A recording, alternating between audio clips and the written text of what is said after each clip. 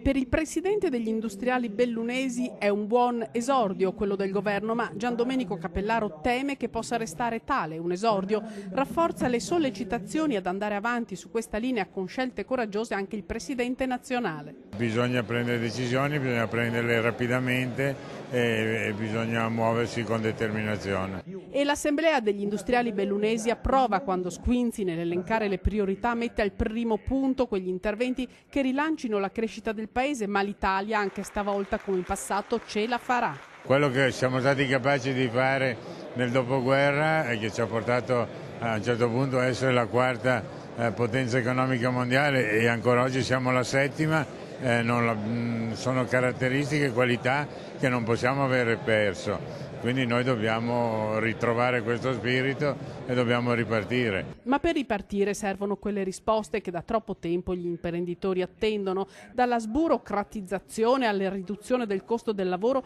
e un'attenzione diversa per la montagna. In una provincia come questa una dimensione che sia assolutamente specifica di autonomia, una provincia che dialoga con territori che sono mitteleuropei, non c'è solo Trento e Bolzano, c'è la Carinzia che anche quest'anno è diventata elemento attrattivo per 500 imprese del Veneto. Per arginare l'esodo il governo ha poco tempo. Abbiamo cominciato con i primi 40 miliardi di pagamenti della pubblica amministrazione, questi sono già attivi e vanno direttamente alle imprese, in questi giorni già iniziato, e la richiesta che ha fatto il Presidente Squinzi è di aumentare questa dotazione e penso che in autunno potrà essere studiato.